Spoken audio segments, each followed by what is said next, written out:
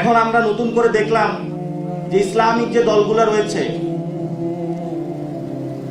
এর মধ্যে সুন্নি তারা তো আওয়ামী লীগের সাথে ছিল, হেফাজতে ইসলাম বিএনপির সাথে ছিল, কিন্তু হেফাজতে ইসলামের যখন লাশগুলো সাপ্লাই একের পর এক পড়তেছিল, কই সেদিন তো বিএনপির একটা নেতাকেও আমরা উকি দিতে দেখি নাই। সাপ্লাই যখন আমাদের আলেম ভাইরা এখানে একের পর এক শহীদ হচ্ছিল, আপনারা তখন গুলশানে বসে অন্যান্য আওয়ামী লীগের সাথে ব্যাংকের ভাগ বটোয়ারায় ব্যস্ত ছিলেন। আলেমদেরকে এটা বুঝতে হবে। নতুন করে তারা আলোচনায় নিয়ে এসেছে যে জামায়াত ইসলামের হলো মওদুদি ইসলাম এবং ওনাদের একটা হলো মদিনার ইসলাম।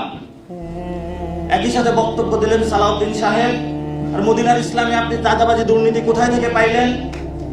মদিনার ইসলামে আপনি ফ্যাসিজম কোথায় পাইলেন? মদিনার ইসলামে আপনি হাওয়া ভবন কোথায় থেকে পাইলেন? মদিনার ইসলামকে একটি শান্তির সমাজ প্রতিষ্ঠা করতে আমাদেরকে শিখিয়েছিল।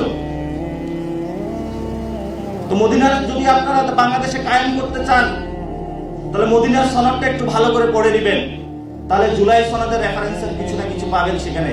কারণ জুলাই সনদে যে কথাগুলো বলা হচ্ছে, শান্তির যে নতুন একটি সাম্যের সোসাইটি প্রতিষ্ঠা করার কথা বলা হচ্ছে, সেগুলোই তো মদিনার সনদের ভাষ্যের কথা। তাহলে মদিনার সনদ কি আমাদেরকে দেখাচ্ছেন মদিনার যে জীবন সেটাকে আমাদেরকে রাজনৈতিক ভাবে ওয়াশ করার জন্য, চোখে কিছু ধুলো দেওয়ার জন্য আপনাদের এই বক্তব্য দিচ্ছেন?